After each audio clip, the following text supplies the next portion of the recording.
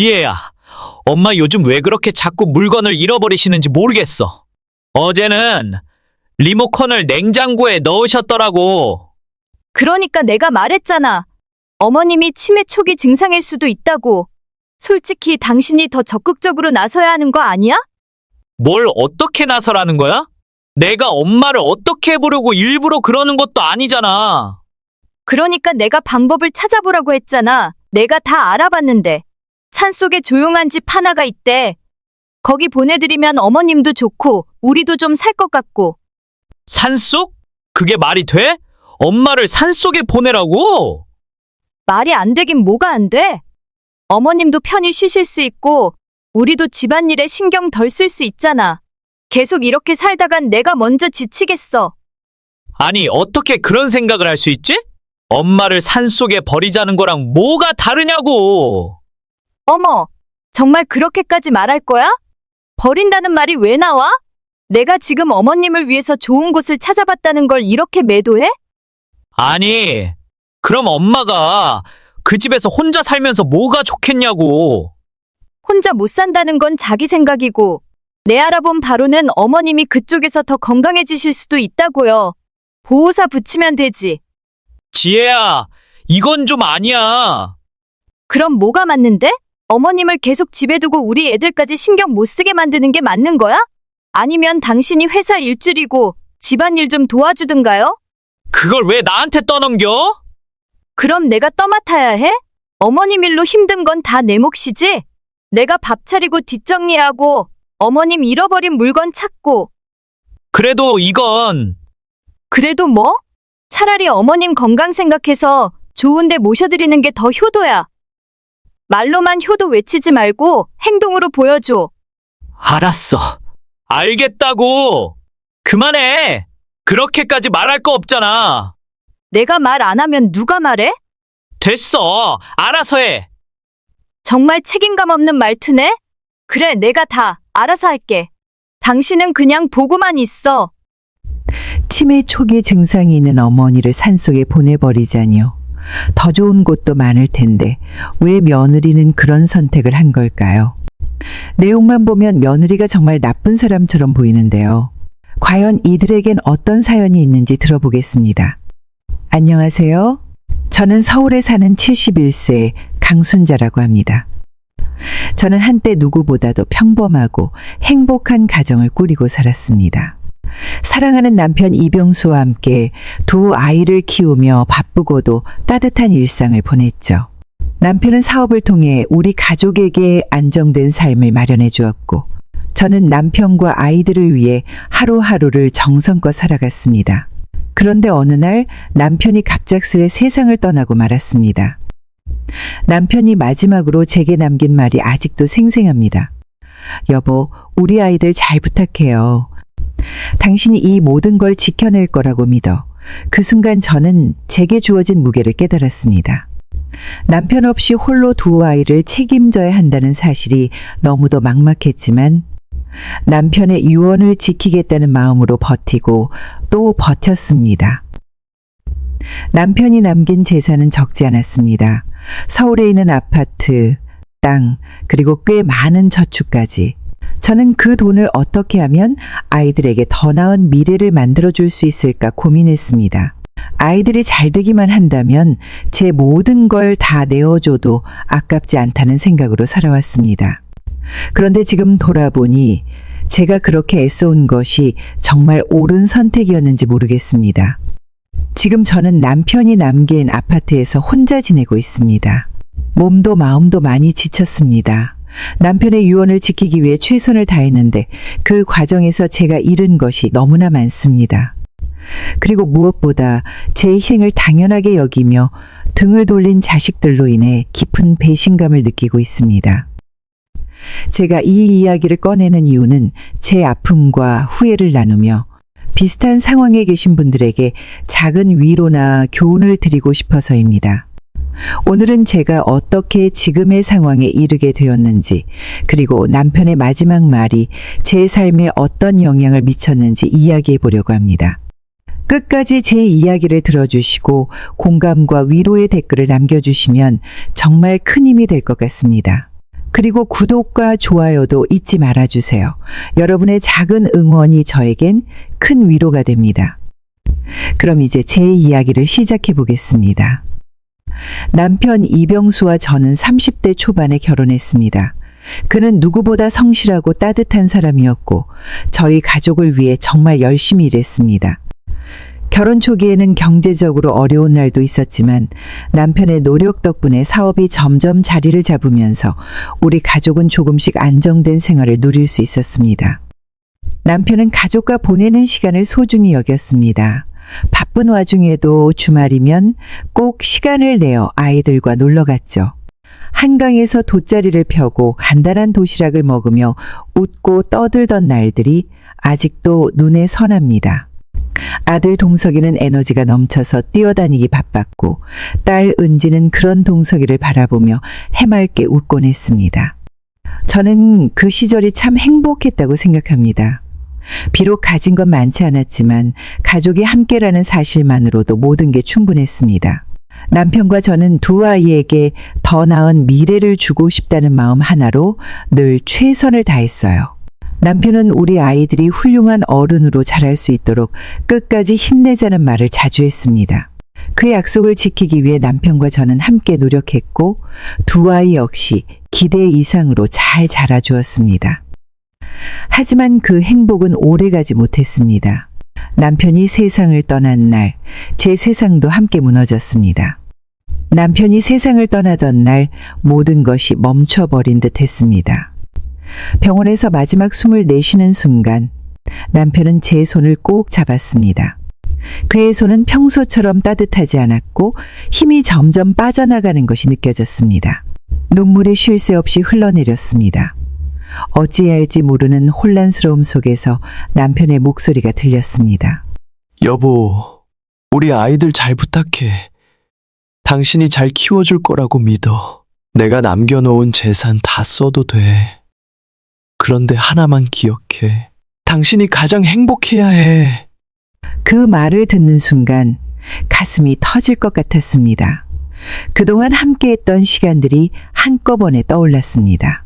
우리가 처음 만났던 날, 아이들이 태어났던 순간, 온 가족이 손잡고 산책하던 한강공원의 풍경까지 그 모든 기억이 너무나 소중하게 느껴졌습니다.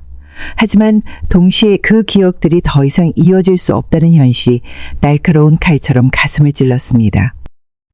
남편의 마지막 말은 제게 큰 책임감을 안겨주었습니다. 아이들을 잘 부탁한다는 말은 마치 저를 떠밀고 있는 것 같았습니다. 내가 잘 해낼 수 있을까? 이 모든 걸 혼자서 감당할 수 있을까라는 불안감이 밀려왔습니다. 그러나 남편의 믿음이 담긴 그 목소리, 그리고 아이들을 위해 제가 해야 할 일이 있다는 걸 떠올리며 마음을 다잡으려고 했습니다. 장례식을 치르는 동안에도 저는 쉬지 않고 움직였습니다. 문상객들에게 인사를 하며 최대한 흐트러지지 않으려 애썼습니다. 눈물이 앞을 가려도 억지로 삼켰습니다. 많은 사람들이 얼마나 힘드시겠어요 라며 위로했지만 저는 그저 고개만 끄덕였을 뿐이었습니다. 힘들어할 시간조차 없어. 이젠 내가 아이들의 엄마이자 아빠가 되어야 하니까라는 생각이 머릿속을 떠나지 않았습니다. 그날 밤 아이들이 잠든 방을 가만히 들여다보았습니다. 아들은 몸을 웅크리고 있었고 딸은 눈물 자국을 남긴 채 잠들어 있었습니다. 그 모습을 보는데 마음이 무너져 내리는 것 같았습니다. 어떻게든 지켜야 한다는 책임감이 더 크게 밀려왔습니다. 남편의 말을 지키기 위해서라면 무엇이든 해야 한다고 다짐했습니다. 그 다짐은 이후 제 삶의 방향을 결정짓는 말이 되었습니다. 아들의 태도가 점점 이상하게 느껴졌습니다. 처음에는 단순히 바쁜 일상 때문이라 생각했습니다. 회사 일이 많아지고 가족을 부양하느라 피곤한 날이 많아서일 거라고 애써 이해하려 했습니다. 하지만 그날 이후 아들의 말투와 행동이 어딘가 모르게 차가워졌습니다. 동석이가 아파트 이야기를 꺼내는 횟수가 늘어나면서 저를 대하는 태도는 더 미묘하게 변했습니다. 예전에는 저를 볼 때마다 어머니 몸은 괜찮으세요? 라며 살뜰히 안부를 챙겼던 아들이 이제는 아파트는 잘 관리되고 있나요? 혹시 문제 생기면 저한테 꼭 말씀하세요라는 말만 반복했습니다. 처음에는 걱정해주는 마음에서 그런 말들을 하는 줄 알았습니다. 하지만 점점 아들의 말에는 관리나 문제 같은 단어만 남아 있었습니다. 한 번은 이런 일이 있었습니다. 동서가 밥은 먹고 다니니? 요즘 얼굴이 많이 피곤해 보인다. 괜찮아요. 어머니, 그런데 아파트에 혹시 아직도 낡은 가전제품들 그대로 두셨어요? 나중에 손봐야 할 것 같은데요. 그 말을 듣고 순간적으로 마음이 싸해졌습니다. 왜 내 안부보다 집안 물건이 더 중요할까라는 생각이 스쳤습니다. 그 순간 모든 게 다르게 보이기 시작했습니다. 그날 밤 아들의 태도를 확인해야겠다고 마음먹었습니다. 나를 정말 걱정하는 건지 아니면 그 속에 다른 의도가 숨겨져 있는 건지 알고 싶었습니다. 그래서 작게나마 실험을 해보기로 했습니다. 아파트 문을 일부러 잠그지 않고 나갔다가 다시 들어오는 일을 해보았습니다. 아들이 집에 들을 때 어떤 반응을 보이는지 보고 싶었습니다. 또 일부러 중요한 서류 몇 장을 식탁 위에 두고 반응을 관찰하기도 했습니다. 아들이 어떻게 행동하는지, 어떤 말을 하는지 하나하나 유심히 살폈습니다. 이렇게까지 하는 제 자신이 한심하게 느껴졌습니다. 하지만 확인하지 않고는 견딜 수 없었습니다. 가족이라 믿었던 아들의 태도가 왜 이렇게 느껴지는지 그 이유를 알고 싶었습니다. 괜한 의심일 수도 있겠지라며 스스로를 달래도 마음은 전혀 놓이지 않았습니다. 날이 갈수록 아이들이 힘들다는 이야기를 많이 했습니다. 그래서 전 고민에 많이 빠졌습니다. 힘들다고 하는데 엄마가 돼서 그냥 두고 볼 수는 없는 일이니까요. 그래서 전 땅 문서를 하나씩 보기 시작했습니다. 땅을 팔기로 결심하기까지 수많은 밤을 뒤척였습니다. 남편과 함께 그 땅을 샀을 때의 기억이 머릿속에서 떠나지 않았습니다. 그때 우리는 작은 희망을 품고 있었습니다. 이 땅이 우리 아이들에게 큰 선물이 될 거야라고 남편은 늘 말했습니다. 그렇게 바라보고 가꾸었던 땅을 내놓는 일이 과연 옳은 선택일지 고민이 끊이지 않았습니다. 하지만 아이들의 삶이 힘겹다는 현실 앞에서 더는 망설일 수 없었습니다. 땅을 매각한 후 그 돈을 손에 쥐고 거실에 앉아 있을 때 손끝이 떨렸습니다. 이 돈은 내게 단순한 재산이 아니었습니다. 남편이 밤낮 없이 노력해 만든 삶의 흔적이었고 우리 가족의 미래를 위해 남긴 마지막 선물이었습니다. 저는 흰 봉투를 바라보다가 고개를 들어 아이들을 불렀습니다. 동석과 은지가 거실로 들어왔습니다. 아이들을 마주하는 순간 가슴이 먹먹해졌습니다. 아빠를 잃은 뒤 많이 힘들었을 두 아이에게 그동안 제대로 위로조차 해주지 못했던 기억이 떠올랐습니다. 그래서 이 돈이 아이들에게 조금이라도 위안이 되고 도움이 되길 바랬습니다. 너희를 위해 이 돈을 나누기로 했어. 아빠가 남긴 땅을 팔아서 마련한 거야. 이걸로 너희가 조금이라도 더 행복해지길 바란다. 봉투를 내려놓으면서 저는 아이들의 표정을 살폈습니다. 동석은 감사하다는 말을 하며 봉투를 받아들였습니다. 은지는 말없이 고개를 숙이고 눈물을 흘렸습니다. 아이들이 기뻐하는 모습을 보니 마음 한구석에서 안도감이 들었습니다. 이제 됐다. 내가 할 수 있는 최선을 다했다라는 생각이 들었지만 그와 동시에 아파트를 떠올리며 복잡한 마음이 들었습니다. 아파트는 내가 지켜야 할 마지막 보루와도 같았습니다. 남편과 함께 살았던 추억이 곳곳에 배어 있었고 앞으로 남은 내 삶을 지탱해줄 유일한 안식처였습니다. 그래서 아파트만은 남겨두기로 했습니다. 아파트는 엄마가 마지막까지 살 집이야.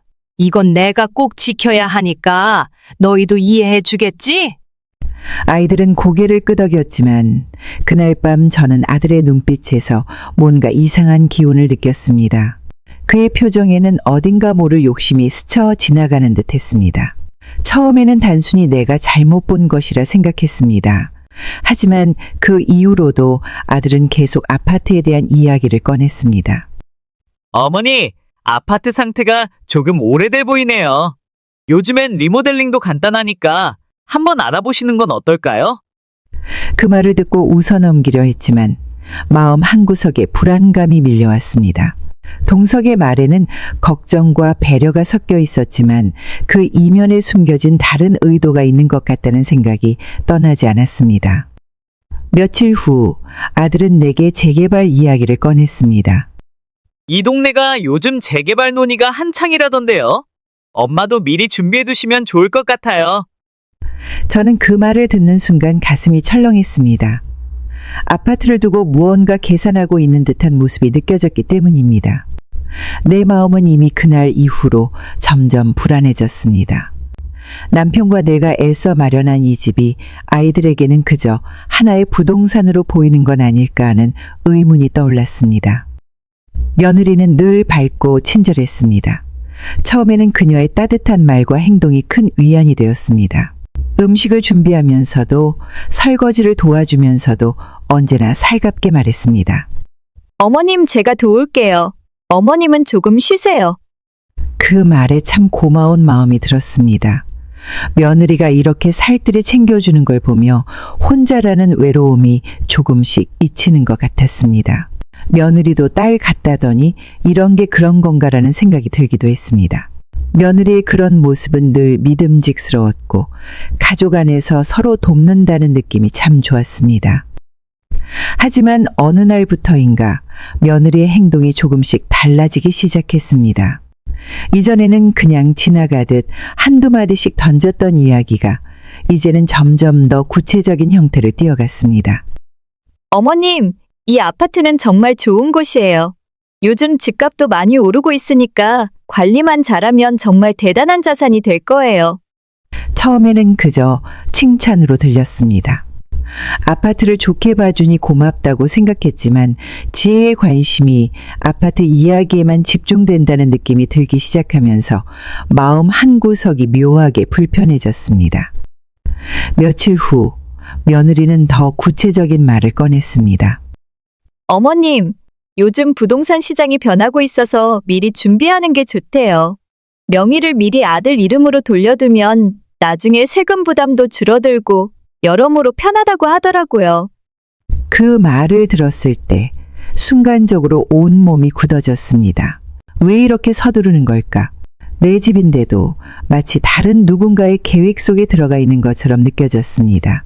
저는 애써 미소를 지으며 대답했습니다. 아직은 그럴 생각이 없어. 이곳은 엄마가 오래오래 살고 싶은 곳이거든. 저는 담담하게 말하려 했지만 목소리 끝이 떨렸습니다. 며느리는 웃으며 고개를 끄덕였지만 마음 한편으로는 그녀의 진심을 알 수 없다는 생각이 들었습니다. 그 이후로도 며느리의 이야기는 끊이지 않았습니다. 아파트에 대한 대화가 나올 때마다 저는 속으로 묵직한 돌덩이를 하나씩 얻는 기분이었습니다. 아들의 말은 언제나 설득력이 있었습니다. 아들은 늘 차분한 목소리로 이유를 설명했고 저는 그런 아들의 논리가 믿음직스럽다고 생각했습니다. 하지만 이번엔 달랐습니다. 아들이 아파트 명의를 바꾸자는 말을 꺼냈을 때 마음속 깊은 곳에서 알 수 없는 불안이 고개를 들었습니다. 아들은 내 앞에서 서류를 꺼내 들며 말했습니다. 엄마, 요즘 세금 문제가 얼마나 복잡한지 아세요? 그의 표정은 진지했고 그의 말에는 틀린 점이 없어 보였습니다. 그런데도 그의 말을 듣는 동안 머리가 멍해졌습니다. 남편과 함께 이 집을 마련했는데 이제 내 이름이 사라지게 되는 걸까? 라는 생각이 떠오르며 숨이 답답해졌습니다. 내가 망설이자 며느리 지혜가 옆에서 덧붙였습니다. 어머님, 너무 걱정하지 마세요. 아파트 명의만 바꾸는 거지. 어머님께서 여기서 계속 사시는 건 당연해요. 저희가 끝까지 어머님을 모실게요. 지혜의 말은 따뜻하게 들렸지만 마음속 불안은 쉽게 사라지지 않았습니다. 정말 이 말들을 믿어도 될까라는 의심이 스쳤지만 두 사람의 태도에서 저는 반대할 용기를 찾지 못했습니다. 알았다. 그러면 너희 말대로 하자. 그 말을 꺼내는 순간 목이 타들어가는 느낌이 들었습니다. 내 이름이 사라진다는 것이 단순한 법적인 일이 아니라 내 삶에서 무언가 큰 부분이 빠져나가는 것처럼 느껴졌습니다. 며칠 후 저는 구청을 방문해 명예 이전 서류에 도장을 찍었습니다. 펜을 드는 손이 떨렸습니다. 도장을 찍는 순간 머릿속에서는 남편의 목소리가 들리는 듯 했습니다. 여보, 이 집은 우리 마지막 꿈이었어. 잘 지켜줘. 하지만 아이들을 위한 일이라고 생각하며 스스로를 다독였습니다. 집으로 돌아와 혼자 아파트 거실에 앉아 있었습니다. 익숙했던 공간들이 낯설게 느껴졌습니다.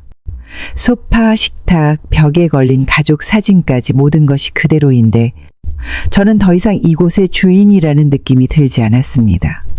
명의를 이전하고 나니 아들과 며느리는 한결 가벼워진 듯 보였습니다. 엄마, 이제 정말 잘하셨어요. 앞으로는 제가 잘 관리할 테니까 걱정하지 마세요. 며느리도 웃으며 말했습니다. 어머님, 이제 좀 마음 편히 지내세요. 저희가 더 잘 챙겨드릴게요. 두 사람의 얼굴에 드러난 안도감을 보며 저는 애써 웃어 보였습니다. 하지만 마음속 깊은 곳에서는 알 수 없는 공허함이 밀려왔습니다. 무엇인가를 잃어버린 듯한 기분이었습니다. 아파트 명예 이전이 끝난 후 며느리의 태도가 조금씩 달라지기 시작했습니다. 처음에는 별다른 변화가 없는 듯 보였습니다. 여전히 환한 얼굴로 어머님 식사하셨어요? 라고 묻고 부엌 일을 도와주는 모습은 이전과 같았습니다. 하지만 시간이 지날수록 그 따뜻함 속에 묘한 차가움이 스며들고 있다는 것을 느끼게 되었습니다. 어느 날 저녁 모두가 식탁에 앉아 저녁을 먹으려는데 며느리가 갑자기 내 접시와 밥그릇을 따로 챙기며 말했습니다. 어머님, 이건 어머님 드실 거예요. 여기서 드시면 편하실 것 같아요. 순간 멈칫했습니다. 가족들과 같은 자리에서 밥을 먹는 게 당연하다고 생각했는데 갑자기 왜 나만 따로 먹으라는 건지 이해가 되지 않았습니다. 같이 먹지 않니? 다 같이 먹는 게 더 좋지 않겠니? 며느리는 웃으며 고개를 저었습니다. 어머님이 편히 드시는 게 더 좋을 것 같아서요. 며느리의 말투는 부드러웠지만 그 속에서 느껴지는 미묘한 거리감은 나를 혼란스럽게 했습니다. 이게 정말 나를 위한 걸까? 아니면 나를 멀리하려는 걸까? 마음 한구석이 불편했지만 그저 고개를 끄덕이며 따로 밥을 먹었습니다. 그 이후로도 비슷한 일이 반복됐습니다. 가족끼리 외출을 하거나 모임을 할 때면 나에게는 항상 어머님은 편히 집에서 쉬세요라는 말을 하며 자연스럽게 제외시켰습니다. 왜 나도 같이 가면 안 되니? 나도 바람 쐬고 싶어서 그런데. 며느리는 싱긋 웃으며 대답했습니다. 어머님, 나가시는 것도 좋지만 요즘 날씨가 너무 추워요. 건강을 생각하셔야죠. 그 말을 들으며 기분이 어딘가 씁쓸해졌습니다. 이전에는 함께 외출할 때마다 내 팔을 잡고 살뜰히 챙겨주던 며느리였는데 이제는 나를 집에 두고 다니는 일이 당연해진 것 같았습니다. 며칠 후 아들 동석과 며느리가 거실에서 대화하는 소리를 들었습니다. 문틈 사이로 들리는 그들의 목소리에서 무언가 찝찝한 느낌이 들었습니다. 동석 씨, 어머님도 이제 연세가 있으시니까 집에서 조용히 지내시는 게 좋을 것 같아요. 너무 신경 쓸 일 많으면 오히려 불편하실 수도 있잖아요. 그 말을 듣는 순간 가슴이 철렁 내려앉았습니다. 내가 가족에게 짐이 되는 건 아닐까 하는 생각이 머리를 스쳤습니다. 남편과 함께 애써 마련했던 집에서조차 내가 설 자리가 점점 사라지고 있다는 기분이 들었습니다. 아파트 명의를 넘기고 시간이 지날수록 며느리의 태도는 더욱 차가워졌습니다. 매번 느껴지는 거리감과 서운함 속에서 점점 나 자신이 이 집에서 의미 없는 존재가 되어가는 것 같은 느낌이 들었습니다. 하지만 마음속 의문은 명확한 답을 찾을 수 없었습니다. 정말 나를 가족으로 생각하지 않는 걸까? 아니면 내가 과민하게 구는 걸까? 그날 밤 거실에 혼자 앉아 긴 시간을 보냈습니다. 눈앞에 놓인 식탁, 소파, 가족 사진들이 더 이상 따뜻하게 느껴지지 않았습니다. 오히려 그 안에 내가 점점 지워지고 있다는 공허함이 자리 잡았습니다. 결국 스스로 답을 찾기로 했습니다. 며느리가 정말 나를 외면하는 건지 아니면 내가 잘못된 생각을 하고 있는 건지 확인하고 싶었습니다. 다음 날 아침 첫 번째 행동을 시작했습니다. 부엌에서 아침상을 준비하다가 일부러 반찬통을 다른 서랍에 넣어두었습니다. 그리고 아무렇지 않은 척 앉아 있었습니다. 며느리가 부엌에 들어와 반찬통을 찾는 모습이 보였습니다. 어머님, 반찬이 어디 있죠? 아까 분명 여기 있었던 것 같은데요? 저는 고개를 갸웃거리며 말했습니다. 글쎄다. 내가 어디에 뒀더라? 기억이 잘 안 나네. 며느리는 잠시 당황한 듯한 표정을 지었지만 곧바로 짜증스러운 목소리로 대꾸했습니다. 어머님, 왜 이렇게 헷갈리게 하세요? 이러면 제가 더 힘들잖아요. 그 말을 들으며 마음이 철렁 내려앉았습니다. 정말 나를 신경 쓰기 싫어하는 건가라는 생각이 머리를 떠나지 않았습니다. 그날 오후, 이번에는 리모컨을 소파 쿠션 아래에 숨겼습니다. 가족들이 거실에 모였을 때 일부러 리모컨을 찾지 못하는 척하며 물었습니다. 리모컨이 어디 있지? 아까 분명히 여기에 뒀는데 아무리 찾아도 안 보이네. 아들 동석이 고개를 돌려 말했습니다.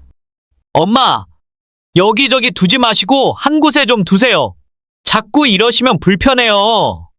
아들의 말은 딱딱하게 들렸습니다. 예전 같으면 웃으며 찾아볼게요라고 말했을 사람이 이제는 짜증을 드러내는 듯 했습니다. 며칠 후 더 큰 행동을 하기 시작했습니다. 물건을 일부러 엉뚱한 곳에 두거나 방을 나가며 불을 끄지 않고 그대로 두었습니다. 며느리는 이런 사소한 일 하나하나에 날카로운 반응을 보였습니다. 어머님, 왜 자꾸 이런 실수를 하세요? 이제 기억력이 예전 같지 않으신 거 아니에요? 그 말을 들었을 때 속이 쓰려왔습니다. 그동안 내가 쌓아온 모든 것들이 한순간에 무너지는 듯한 느낌이었습니다. 내가 집에서 점점 지워지고 있을 뿐 아니라 이제는 불편한 존재로 보이는 건 아닌지 의심이 들었습니다. 며칠 뒤 일부러 장을 보고 와서 냉장고에 넣어야 할 식재료를 그대로 밖에 두고 방으로 들어갔습니다. 시간이 조금 지나자 며느리가 부엌에서 나를 부르는 소리가 들렸습니다. 어머님, 이런 건 바로 넣으셔야죠. 음식 다 상하면 어떡하려고 그러세요? 아이고, 내가 깜빡했구나. 나도 왜 이렇게 자꾸 잊어버리는지 모르겠네. 며느리의 한숨 소리가 부엌을 가득 채웠습니다. 저는 방으로 돌아와 침대에 앉아 한참 동안 생각에 잠겼습니다. 내가 정말 기억을 잃은 사람처럼 행동했을 때 가족들이 나를 어떻게 대하는지 확인하고 싶었습니다. 하지만 그 대답은 내가 예상했던 것보다 훨씬 더 차가웠습니다. 아무렇지 않은 척 행동했지만 속에서는 점점 더 큰 무언가가 부서지고 있었습니다. 내가 정말 이 가족에게 짐이 된 것인지 아니면 애초에 여기에 설 자리가 없었던 건지 혼란스러웠습니다. 며칠 전부터 며느리의 말투는 더욱 날카로워졌습니다. 집안 곳곳에서 들려오는 한숨 소리는 내 존재가 이 집에 부담이 되고 있다는 사실을 말해주는 것 같았습니다. 방에서 멍하니 창밖을 바라보고 있을 때 거실에서 며느리와 아들이 대화를 나누는 소리가 들려왔습니다. 동석 씨, 어머님 상태가 점점 심각해지는 것 같아요. 아까는 또 냉장고에 반찬을 넣지 않고 두셨더라고요. 이런 식으로 행동하면 나도 감당하기 힘들어요. 그 말을 들었을 때 머릿속이 하얘졌습니다. 지난 며칠 동안 일부러 보여준 행동들 때문이었습니다. 내가 확인하고 싶었던 것은 단 하나였습니다. 나를 정말 가족으로 여기고 있는지 아니면 이미 나를 부담으로만 느끼고 있는지. 그런데 그 답이 이렇게 빨리 드러날 줄은 몰랐습니다. 아들은 한동안 대답하지 않았습니다. 잠시 뒤 들려온 목소리는 낮고 조심스러웠습니다. 그런데 엄마를 어떻게 하지? 그건 너무 심한 거 아니야? 이건 심한 것도 있지만 현실적인 문제예요. 우리도 애들 키우고 회사 일에 정신이 없잖아요. 어머님이 이 상태로 계속 계시면 우리도 지칠 수밖에 없어요. 그녀의 말은 단호했고 그 말 속에는 나를 더 이상 감당할 수 없다는 의도가 분명히 담겨 있었습니다. 아들은 긴 한숨을 쉬는 소리를 냈습니다. 그래도 엄마가 이렇게 된 건 내가 책임져야 하는 거잖아.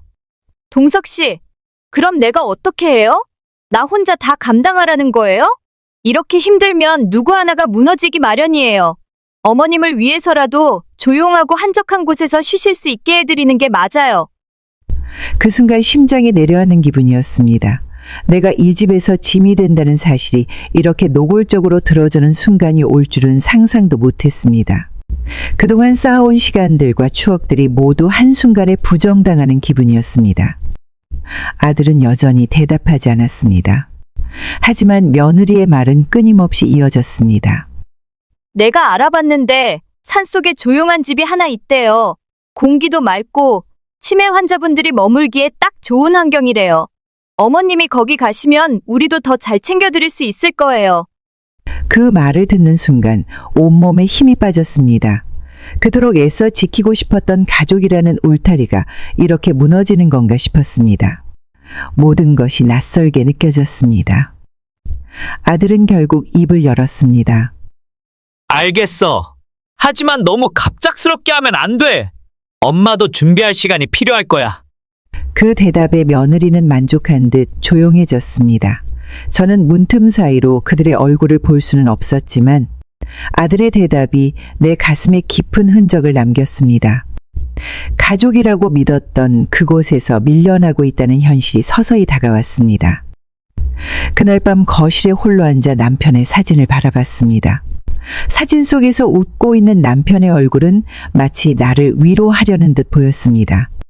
하지만 그 위로는 닿지 않았습니다. 아들이 나를 부른 것은 아침이었습니다. 거실에서 며느리와 아들이 내 앞에 앉아 밝은 얼굴로 말했습니다. 엄마, 오늘 산으로 잠깐 나가볼까 해요. 공기도 맑고 기억력에도 좋은 곳이래요. 엄마가 거기서 좀 쉬시면 몸이 더 좋아질 거야. 그 말을 듣고 머릿속이 어지러웠습니다. 왜 갑자기 산으로 가자는 걸까? 하지만 며느리가 웃으며 덧붙였습니다. 어머님, 여기보단 자연 속이 훨씬 좋을 거예요. 저희가 어머님을 위해 특별히 준비했어요. 그 말에 저는 잠시 망설이다가 고개를 끄덕였습니다. 이왕 이렇게 된 거 가족들이 준비했다는 곳이니 믿고 따라가 보자고 생각했습니다. 차에 타는 순간부터 마음이 이상하게 무거웠습니다. 가방 하나를 쥐고 뒷좌석에 앉았지만 손끝이 자꾸 떨렸습니다. 아들은 운전대를 잡고 며느리는 조수석에 앉아 연신 밝게 웃으며 말을 건넸습니다. 어머님, 거기는 공기가 정말 좋아요. 어머님도 가보시면 마음에 드실 거예요. 저는 애써 미소를 지으며 대답했습니다. 그래, 너희가 그렇게 좋다니까 한번 가보자.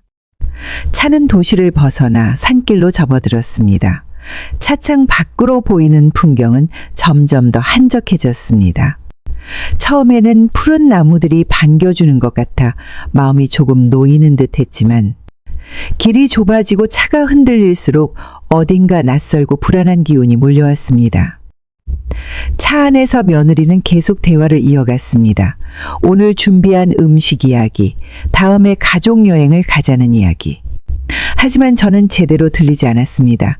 머릿속에는 점점 더 커지는 의문이 맴돌았습니다. 왜 갑자기 산속으로 가자는 거지? 정말 내가 필요한 걸까?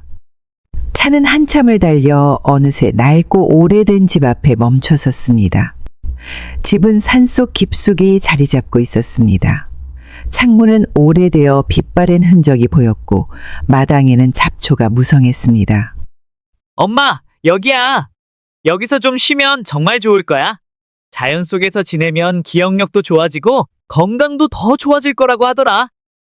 저는 멍하니 그 말을 들으며 집을 바라봤습니다. 낯선 집, 낯선 풍경, 낯선 고요함. 모든 것이 불안하게 느껴졌지만 아들은 끝까지 밝은 목소리로 말했습니다. 엄마, 우리가 자주 올게. 너무 걱정하지 말고 여기서 푹 쉬어. 며느리도 웃으며 거들었습니다. 어머님, 여기서 건강 잘 챙기시고 마음 편히 지내세요. 저희가 잘 챙길게요. 저는 대답하지 못했습니다.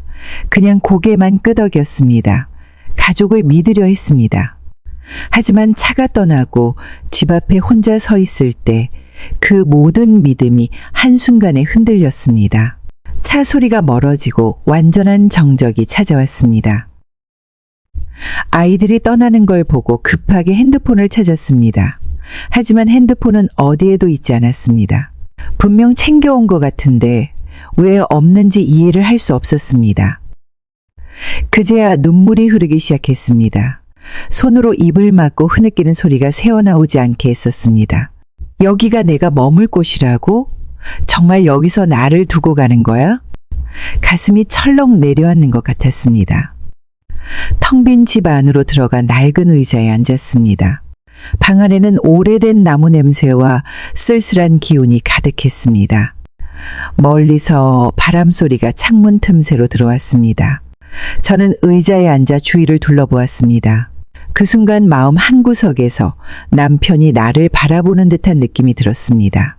여보, 나 이제 어떻게 해야 해? 그렇게 저는 조용한 산속 집에 홀로 남겨졌습니다. 산속에 혼자 남겨진 첫날 밤은 유난히 길고 차가웠습니다. 낡은 창문 틈새로 스며드는 바람은 뼛속까지 시리게 했습니다. 어두운 방 안에서 오래된 이불을 몸에 두르고 웅크리고 있었지만 추위를 막기에는 역부족이었습니다. 바람 소리와 함께 창문이 삐걱거리는 소리가 들려올 때마다 그 소리가 마치 내 마음을 흔드는 것 같았습니다. 다음 날 아침 해가 떠오르는 것을 보며 저는 힘겹게 몸을 일으켰습니다. 집 안에는 먹을 것이 거의 없었습니다. 찬장을 열어보니 오래된 라면 몇 개와 상한 냄새가 나는 통조림 몇 개가 전부였습니다. 배고픔을 참을 수 없어 물을 끓여 라면을 한 개 끓였지만 평소 같으면 맛있게 먹었을 라면조차 입으로 들어가지 않았습니다. 이게 나한테 남은 전부라고? 이렇게 살아야 한다고. 눈물이 뚝뚝 떨어졌습니다. 하지만 이대로 주저앉을 수는 없다는 생각에 라면을 억지로 삼켰습니다. 살아야 해. 여기서 쓰러질 순 없어. 그렇게 스스로를 다독이며 하루를 시작했습니다. 밖에 나가 주변을 살펴보니 작은 밭이 방치된 채로 잡초만 무성했습니다. 손으로 잡초를 뽑고 땅을 살펴보니 몇 개의 시든 채소가 나왔습니다. 그것이라도 감사하다는 마음으로 집으로 가져와 물에 씻어 먹었습니다. 그날 저녁 집 주변의 나무를 모아 작은 난로를 켜면서 저는 마음을 다잡았습니다. 내가 여기서 쓰러지면 안 돼. 내가 이대로 끝난다고 생각하면 그 사람들만 웃을 거야. 밤이 되자 다시 차가운 공기가 방 안으로 들어왔습니다. 이불을 몸에 감아도 추위는 사라지지 않았습니다. 손끝은 얼어붙을듯 시렸고 밤새 잠을 이루지 못한 채 침대 위에서 몸을 웅크리고 있었습니다. 하지만 이 상황에서도 마음속에는 불꽃 같은 다짐이 자리 잡았습니다. 내가 여기서 끝난다면 아무것도 지킬 수 없어. 반드시 살아남아서 내가 겪은 일을 모두 세상에 알릴 거야. 산속 생활은 하루하루가 전쟁이었습니다. 차가운 밤과 배고픈 아침이 반복되었지만 그럴수록 내 안에서 무언가 강해지는 것이 느껴졌습니다. 이대로 포기할 순 없어. 내가 여기서 살아남아야 진짜로 끝낼 수 있어. 그 다짐만이 나를 지탱하는 힘이었습니다. 해가 질 무렵 집 앞에 앉아 산을 내려다보며 저는 조용히 중얼거렸습니다. 기다려라. 내가 반드시 돌아가서 이 모든 걸 바로잡을 거야. 그 말에 나 자신도 놀랐습니다. 하지만 그 순간만큼은 확실했습니다. 내 안에 남은 힘이 꺼지지 않았다는 것을. 산속 생활을 시작한 지 며칠이 지나자 저는 무엇이든 손에 잡히는 대로 기록해야겠다는 생각이 들었습니다.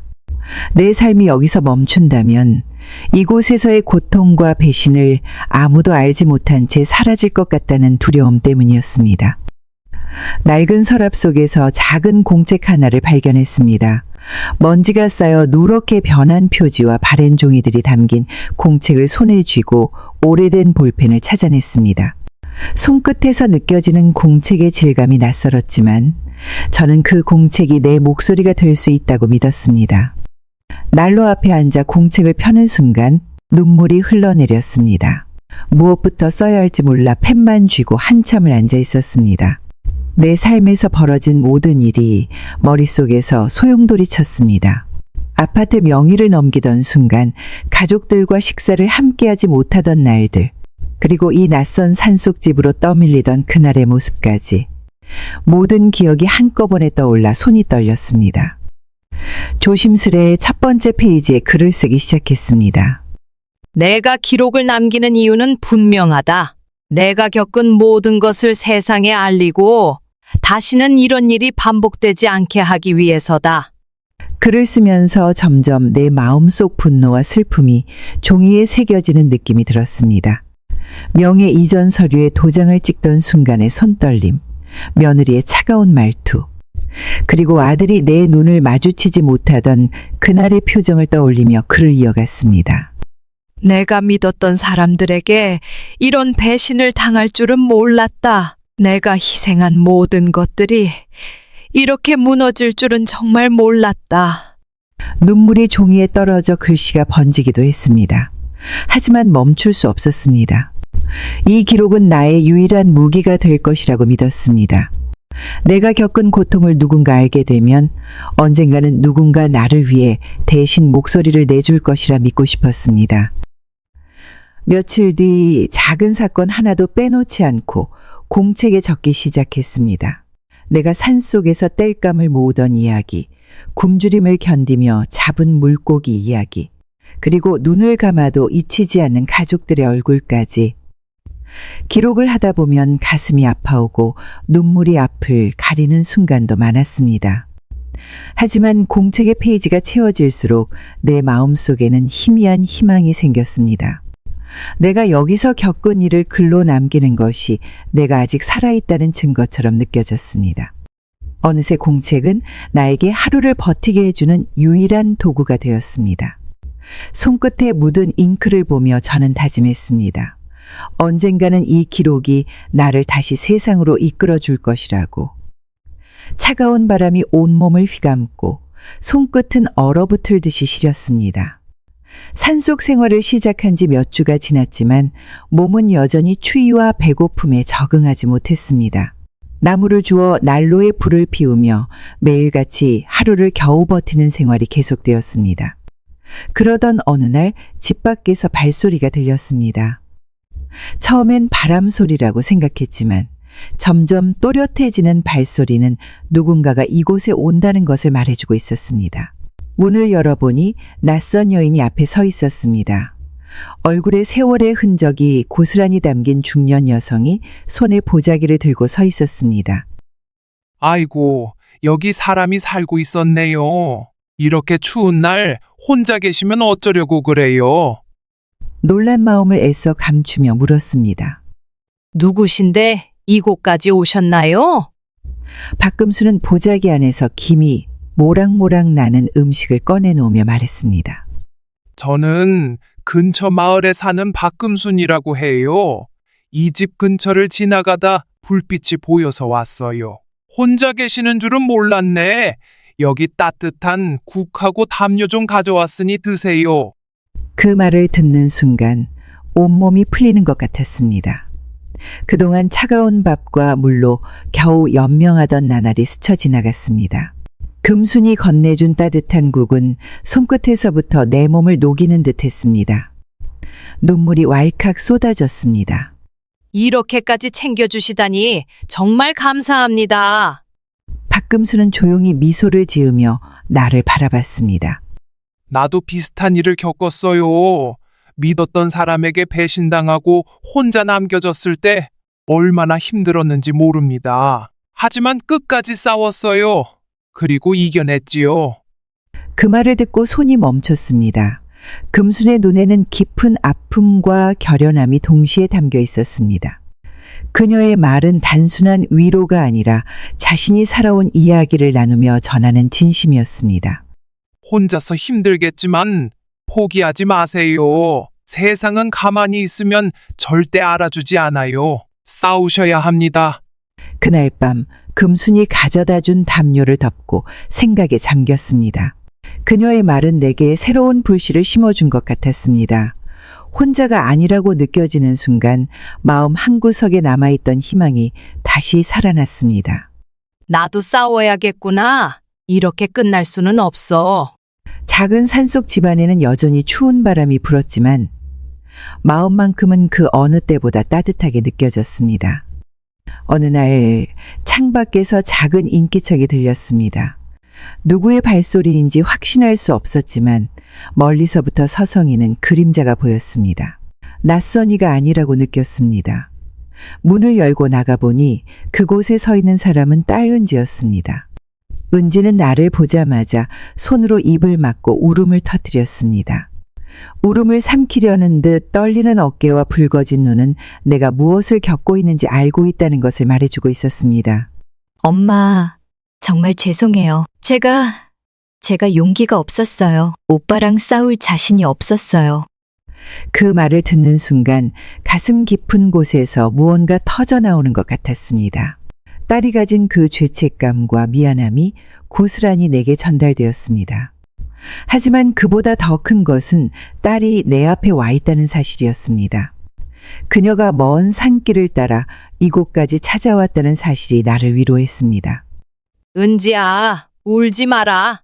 내가 이런 걸로 자책하는 거 엄마는 원치 않아. 딸을 부드럽게 안으며 등을 쓸어내렸습니다. 차가운 밤 공기 속에서 울음을 참지 못하는 은지를 바라보니 어깨를 들썩이는 모습이 한없이 어린아이처럼 느껴졌습니다. 어릴 적 넘어져 무릎이 까졌을 때 엄마 품에서 눈물을 쏟던 그 시절이 떠올랐습니다. 엄마가 이렇게 힘드신 줄 알면서도 저는 아무것도 못했어요. 너무 미안해요.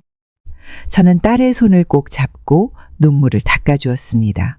미안해할 필요 없다. 내가 여기 와준 것만으로도 엄마는 힘이 나. 지금부터 우리가 함께 하면 돼. 그 말에 은지는 눈물을 훔치며 고개를 끄덕였습니다. 하지만 여전히 그녀의 표정에는 무거운 책임감이 가득해 보였습니다. 저는 은지의 손을 꼭 잡고 의자에 앉혔습니다. 은지야, 엄마가 이대로 포기할 수는 없다. 네가 없었다면 혼자서라도 싸워보려고 했겠지만 이제 네가 엄마 옆에 있잖니. 그러니까 우리 힘을 합치자. 내 오빠와 며느리가 어떻게 하든 우리가 가만히 있을 순 없지 않겠니? 은지는 나를 똑바로 쳐다보며 조용히 고개를 끄덕였습니다. 그녀의 눈에는 다시는 물러나지 않겠다는 결심이 담겨 있었습니다. 엄마, 제가 도울게요. 뭐든지 할게요. 그 말에 마음 한구석에서 따뜻한 빛이 번져오는 것 같았습니다. 이곳에서의 외로움과 고통을 견딜 수 있게 해주는 작은 희망이 생겨났습니다. 비록 저는 멀리 산속에 있지만 딸의 손을 잡으며 나 혼자가 아니라는 것을 다시금 느꼈습니다. 그날 밤 은지는 잠시 머물다 떠났습니다. 짧은 만남이었지만 그녀가 남긴 따뜻한 온기와 결심은 오래도록 내 마음을 붙잡아 주었습니다. 이제부터는 싸울 이유가 더 생겼다. 나만의 싸움이 아니라 딸과 함께하는 싸움이 될 것이다. 그렇게 다짐하며 저는 다시 일어설 준비를 했습니다. 그 낡은 상자는 집구석에 있던 오래된 장롱 속에서 발견되었습니다. 장롱은 남편이 생전에 사용하던 물건들을 모아두던 곳이었습니다. 산속집으로 오기 전 내가 급히 몇 가지 물건을 챙겨올 때 함께 가져온 것이었는데 그동안 마음의 여유가 없어서 살펴보지 못하고 방치해 두었던 것이었습니다. 바닥먼지를 털며 장롱을 열었을 때 구석에 놓여있는 낡은 상자가 눈에 들어왔습니다. 상자는 오래된 나무로 만들어져 있었고 남편이 즐겨 사용하던 손수레의 흔적처럼 긁힌 자국들이 가득했습니다. 남편이 얼마나 이 상자를 소중히 여겼는지 알 수 있었습니다. 상자 위에 붙어있던 자물쇠는 이미 녹슬어 있었고 손으로 비틀기만 해도 쉽게 열릴 정도로 낡아 있었습니다. 상자를 열었을 때 안에 남겨진 것들은 마치 남편의 손길이 그대로 느껴지는 듯 했습니다. 오래된 서류 뭉치와 사진들, 작은 노트 한 권이 가지런히 담겨 있었습니다. 남편이 이 물건들을 왜 이렇게 소중히 보관했는지 알 것 같았습니다. 상자 안에서 빛바랜 사진 한 장을 꺼내 들었습니다. 사진 속에서 남편과 저는 젊고 활기차게 웃고 있었습니다. 그때 우리 곁에는 어린 아들과 은지도 있었습니다. 사진을 손에 쥔 채 서류를 넘기다 보니 문득 내 이름이 적힌 한 장의 서류가 눈에 들어왔습니다. 눈이 번쩍 뜨이는 순간이었습니다. 서류에는 남편의 이름과 내 이름이 나란히 적혀 있었고 예금 통장이라는 단어가 또렷이 적혀 있었습니다. 이게 뭐지? 내가 모르는 통장이 있었단 말인가? 서류를 꼼꼼히 살펴보니 은행 이름과 계좌번호가 또렷하게 기재되어 있었습니다. 서류의 날짜를 확인하니 남편이 세상을 떠나기 전 몇 해 전에 만든 것이었습니다. 손끝이 떨리며 통장을 쥔 채로 앉아 있었습니다. 마음속에서는 여러 가지 생각이 밀려왔습니다. 당신 왜 이걸 나에게 말하지 않았어? 이 돈을 나에게 맡긴 이유가 있었던 거겠지? 남편이 왜 이 돈을 남겨뒀는지 그리고 왜 이토록 오랜 시간 동안 숨겨져 있었는지 이유는 알 수 없었습니다. 하지만 내 손에 들린 이 통장은 다시 한번 내 삶에 기회를 줄 수 있다는 생각이 들었습니다. 이 돈으로 다시 시작할 수 있겠구나. 이 돈으로 내가 잃어버린 것을 되찾을 수 있을 거야. 눈물이 뺨을 타고 흘렀지만 이번엔 슬픔이 아닌 결심의 눈물이었습니다. 남편이 나에게 남겨준 이 마지막 선물은 단순한 돈이 아니라 그가 끝까지 나를 믿었다는 증거라고 느껴졌습니다. 그렇게 저는 통장을 품에 꼭 안으며 다시 싸울 준비를 하기 시작했습니다. 오래된 통장을 발견한 후 저는 산속집에서 다시 도시로 나갈 결심을 했습니다. 남편이 남긴 마지막 선물이 내게 다시 기회를 준 것 같았습니다. 무거운 가방을 쥐고 터덜터덜 산길을 내려와 작은 버스를 타고 시내로 향했습니다. 몇 시간 동안 차창 밖을 바라보며 생각이 많아졌습니다. 이제 어디로 가야 할지, 누구를 찾아야 할지 머릿속이 복잡했지만 남편의 친구이자 오래된 법률 대리인이었던 김 변호사가 떠올랐습니다. 도시에 도착하자마자 저는 법률 사무소가 있는 건물을 찾았습니다. 몇 년 만에 다시 찾은 그곳은 여전히 예전 모습 그대로였습니다. 오래된 간판에 쓰인 김 변호사의 이름을 보며 마음이 조금 놓였습니다. 남편이 늘 신뢰했던 사람, 그가 지금 나를 도와줄 수 있을 거라는 작은 희망이 생겼습니다. 사무실 문을 열고 들어서니 익숙한 얼굴이 나를 반겼습니다.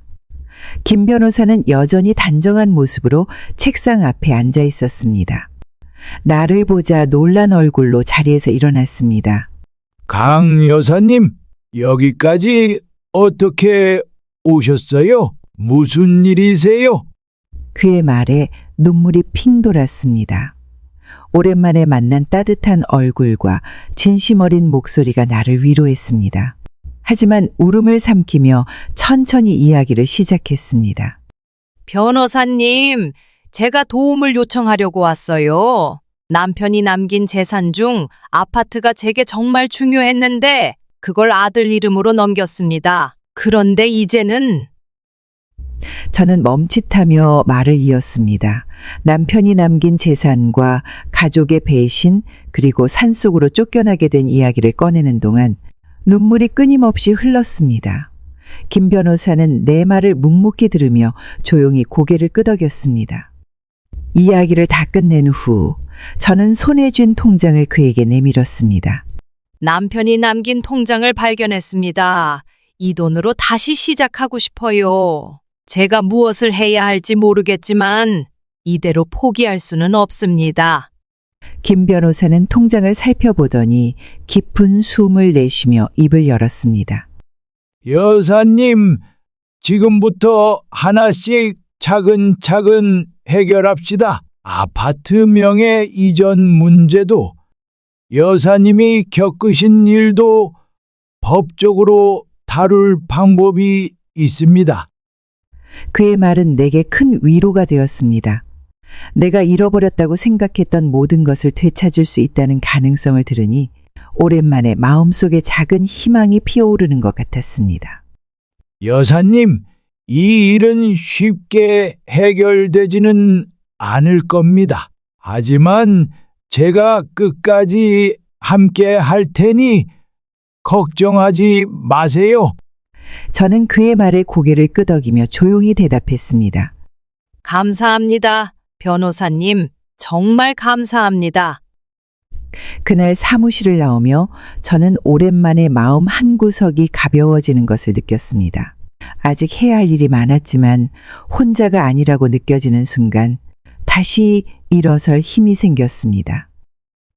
며칠 전 김 변호사와 함께 통장과 계좌를 보호하는 법적 조치를 취하고 나니 마음 한구석이 조금 놓였습니다. 하지만 여전히 불안한 마음이 가시지 않았습니다. 아들이 혹시 내 계좌를 노릴 수도 있다는 생각이 머릿속을 떠나지 않았습니다. 그날 아침 은행에서 걸려온 전화는 내 불안을 증명했습니다. 담당 직원이 조심스러운 목소리로 말했습니다. 고객님, 오늘 고객님의 공인인증서를 이용해 계좌에서 큰 금액을 이체하려는 시도가 있었습니다. 하지만 계좌가 동결된 상태라 처리되지 않았습니다. 그 말을 듣는 순간 머리가 어질어질했습니다. 내 공인인증서를 이용했다고 아들의 얼굴이 머릿속에 떠올랐습니다. 혹시 동석이가? 은행 직원은 개인정보 보호 때문에 더 이상의 정보를 줄 수 없다고 했지만 내 마음속에서는 이미 확신이 들었습니다. 예전에 아들 이 내 방에 들어와 이런저런 질문을 던지던 모습이 떠올랐습니다. 엄마, 요즘 인터넷 뱅킹 같은 건 어려우시죠? 혹시 필요한 거 있으면 제가 도와드릴게요. 그때는 단순히 신경 써주는 아들의 마음이라 생각했지만 그가 내 공인인증서와 계좌 정보를 빼돌렸을 거라고는 상상도 못했습니다. 내가 가족을 믿었던 만큼 그 믿음이 깨어질 때의 배신감은 너무나도 컸습니다. 강내가 정말 그랬니? 내 엄마의 마지막 재산을 이렇게 가져가려고 한 거니? 손이 떨렸습니다. 분노와 슬픔이 한꺼번에 밀려왔지만 그보다는 내가 지금까지 어떻게든 지키고자 했던 마지막 희망이 위태로웠다는 생각에 가슴이 무너졌습니다. 그날 밤 불을 꺼놓은 방 안에서 저는 오래된 가족 사진을 들여다보았습니다. 사진 속의 어린 동석은 환하게 웃고 있었습니다. 그 웃음이 너무나 순수했기에 지금의 모습과 겹쳐지지 않았습니다. 내가 왜 이렇게 됐을까? 내가 뭘 잘못했을까? 하지만 슬퍼할 시간이 없었습니다. 내 남은 재산을 지키지 못한다면 더 이상 물러날 곳도 없었습니다. 남편이 내게 남긴 이 돈은 절대 넘겨줄 수 없어. 내가 여기까지 오면서 포기하지 않았던 것처럼 이번에도 절대 물러서지 않을 거야. 눈물을 닦으며 굳게 다짐했습니다. 내가 이 싸움을 끝까지 이어나가야 한다는 결심은 더 단단해졌습니다. 남편과 나의 노력이 담긴 마지막 재산만큼은 절대 빼앗길 수 없었습니다. 집안에 깊은 침묵이 흘렀습니다. 저는 테이블 앞에 앉아 아들과 며느리가 들어오기를 기다리고 있었습니다. 내 앞에는 법적 서류와 통장, 그리고 김 변호사가 준비해준 자료들이 가지런히 놓여 있었습니다. 문이 열리는 소리가 들리고 아들과 며느리가 방으로 들어섰습니다.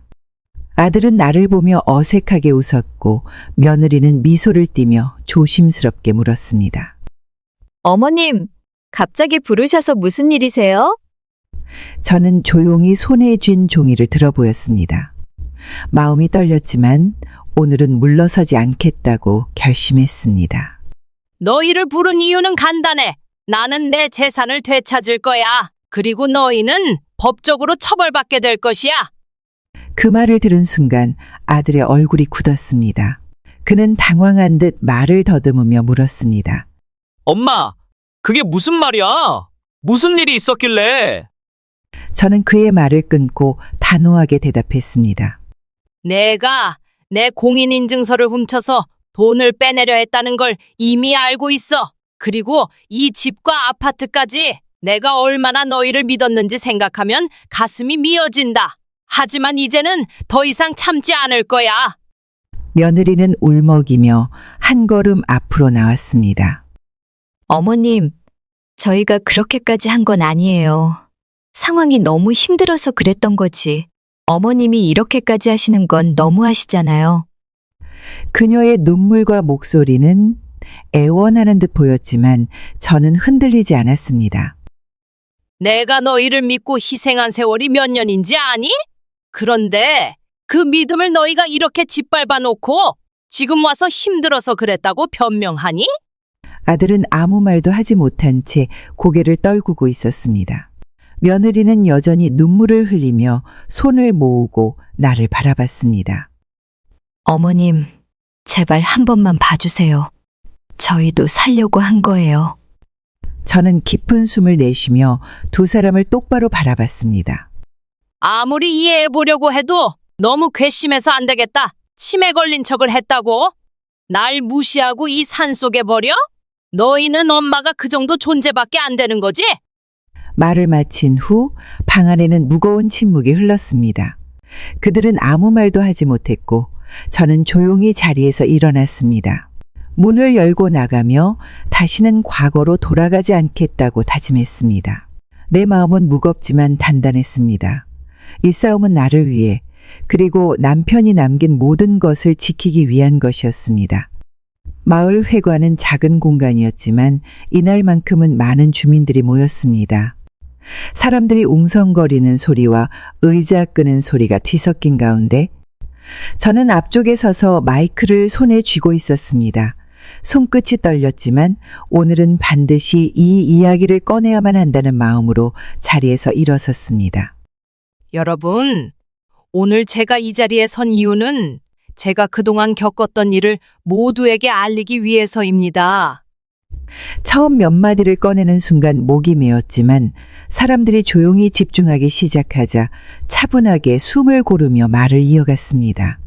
저는 남편을 잃고 두 아이를 혼자 키웠습니다. 제 모든 시간과 노력, 남편이 남긴 재산까지 모두 아이들을 위해 쏟아부었지만 그 결과가 무엇이었는지 아십니까? 한숨을 깊게 내쉬며 눈앞에 있는 사람들을 둘러보았습니다. 제 아들은 제가 가진 마지막 재산까지 가져가려고 했습니다. 제가 사랑하고 믿었던 가족이 제 등을 치고 저를 산속에 버렸습니다. 그 말을 듣는 순간 몇몇 사람들이 놀란 표정을 지으며 서로를 바라봤습니다. 저는 떨리는 손으로 가슴을 쓸어내리며 말했습니다. 저는 믿음과 사랑으로 모든 걸 줬지만 돌아온 건 배신과 외면이었습니다. 목소리가 갈라졌지만 멈추지 않고 이야기를 이어갔습니다.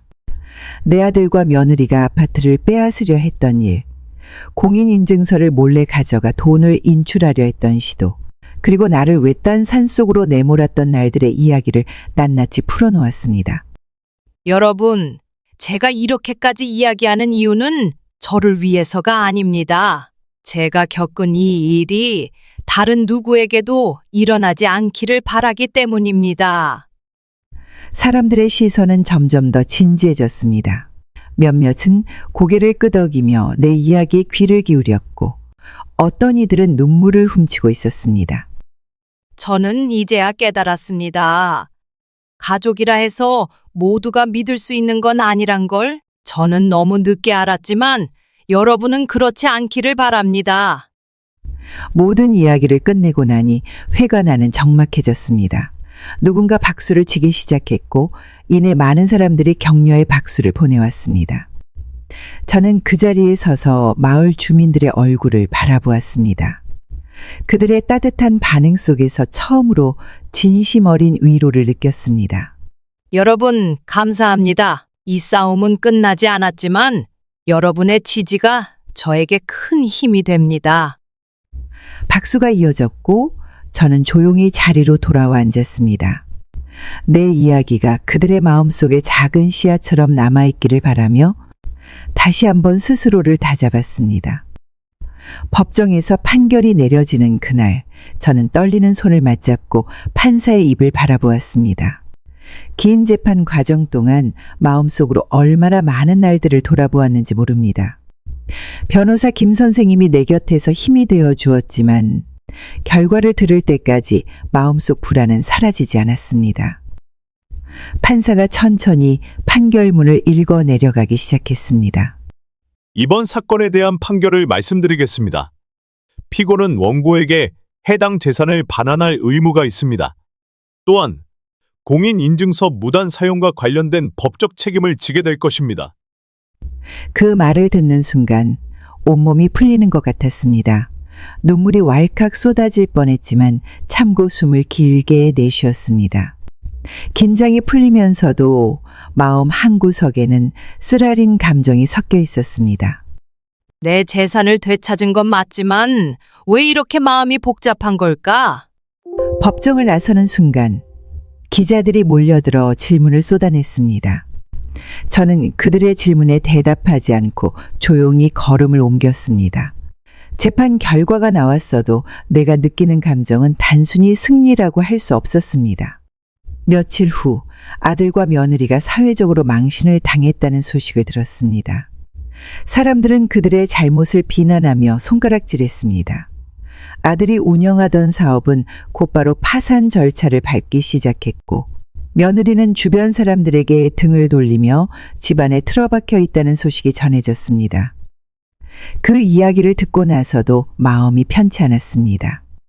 그들이 잘못한 것은 사실이지만 한때 내가 사랑했던 가족이었기 때문입니다. 내가 여기까지 오게 된 건 그들 때문이지만 그래도 이렇게 끝나게 된 게 안타깝다. 아파트로 돌아온 날 문을 열고 안으로 들어가니 오래된 가구와 가족 사진들이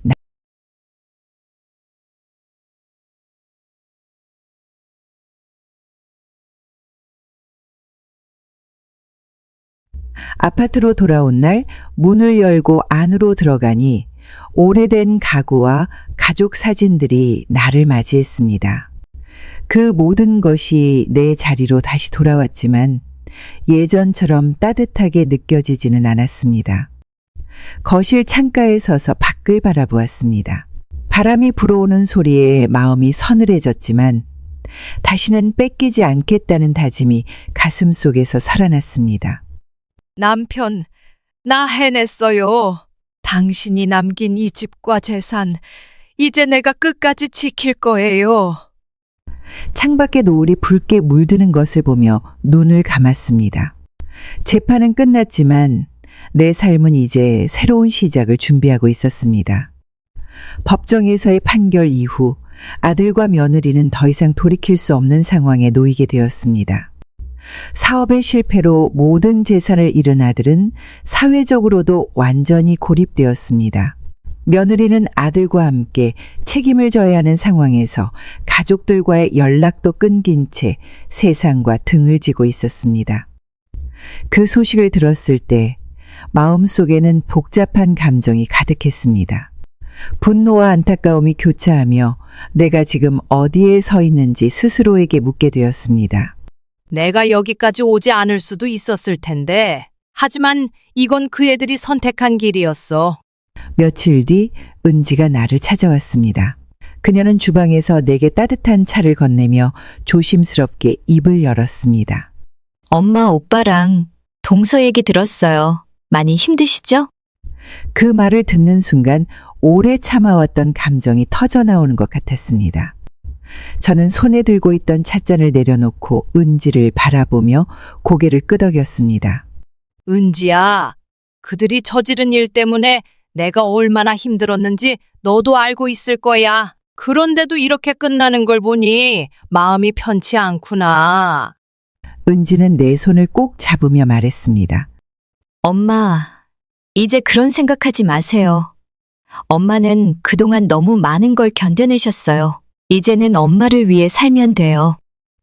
그 말은 내 마음속에 작은 위로가 되었습니다. 오랜 시간 동안 가족을 위해 살아왔던 내 삶이 처음으로 나 자신을 돌아보게 하는 순간이었습니다.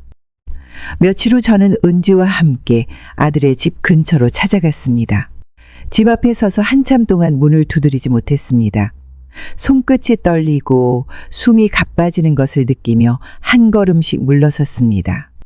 그래도 여기까지만 하자. 이건 내가 해결할 문제가 아니야. 그날 밤 은지가 내 곁에 앉아 말했습니다. 엄마, 이제 우리 새로운 시작을 해봐요.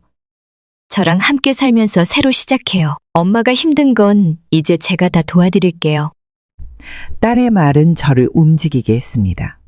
다음 날 아침, 저는 집에서 다시 짐을 꾸렸습니다.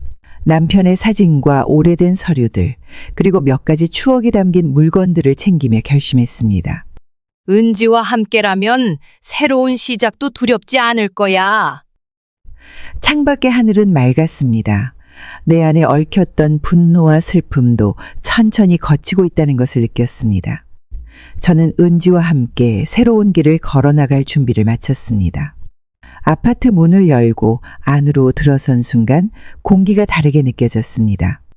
오래전 이곳에 처음 발을 들였을 때의 기억이 떠올랐습니다. 남편과 함께 꿈꾸며 꾸려온 작은 공간. 그리고 그 속에서 아이들과 함께 보낸 시간들이 주마등처럼 스쳐 지나갔습니다. 여보, 당신과의 약속을 지켰어요. 이 집을 다시 우리 것으로 만들었어요. 거실 한편에 놓인 남편의 사진을 바라보며 조용히 말을 건넸습니다. 사진 속에서 환하게 웃고 있는 남편의 얼굴은 마치 잘했다고 말해주는 것 같았습니다. 그날 오후 은지와 손녀가 집으로 찾아왔습니다. 손녀는 작은 손으로 내 손을 잡으며 방을 이리저리 뛰어다녔습니다. 할머니, 여기 정말 좋아요. 나중에 나도 여기서 살 수 있어요? 그 천진난만한 목소리에 웃음이 나왔습니다. 아이의 맑은 얼굴을 바라보며 그동안 얽히고 설컸던 마음이 조금씩 풀리는 것 같았습니다. 그래, 우리 예쁜 손녀가 여기서 행복하게 지낼 수 있게 할머니가 열심히 도울게. 부엌에서는 은지가 냄비에 국을 끓이며 나를 돌아보며 말했습니다. 엄마, 이제는 엄마를 위해 살았으면 좋겠어요. 엄마도 행복하셔야죠. 그 말에 저는 한참을 생각했습니다. 정말로 내 삶이 다시 시작될 수 있을까? 그동안 모든 걸 자식들에게 내어주면서 살아왔던 내 삶이 이제는 달라질 수 있을까? 하지만 손녀의 웃음소리와 은지의 따뜻한 말이 그런 걱정을 덮어주었습니다. 창밖으로 보이는 하늘은 맑고 푸르렀습니다. 커튼 사이로 들어오는 햇살이 아파트 안을 밝히며 새로워진 나의 시작을 축복해주는 것 같았습니다. 저는 주방에서 은지와 함께 식탁을 차리며 조용히 다짐했습니다.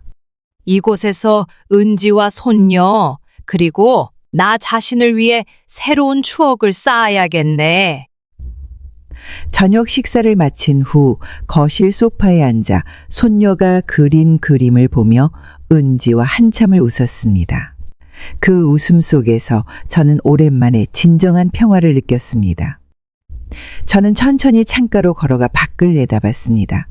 저 멀리로 붉게 물든 하늘이 보였습니다. 이곳에서 내가 다시 시작할 수 있다는 사실에 마음이 단단해지는 것을 느꼈습니다.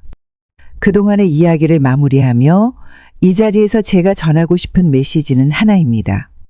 가족이라는 이름 아래에서 때로는 사랑이, 때로는 배신이 공존할 수 있습니다. 하지만 무엇보다 중요한 것은 우리가 스스로를 잃지 않고 살아가야 한다는 것입니다.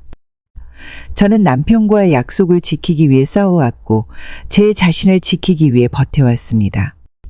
그 과정에서 너무 많은 것을 잃었지만 그 상처 속에서 새로운 희망과 삶의 의미를 찾을 수 있었습니다. 여러분, 때로는 가족이라도 믿음이 깨질 수 있습니다. 하지만 그 속에서도 용기와 희망을 잃지 않으면 우리는 다시 일어설 수 있습니다.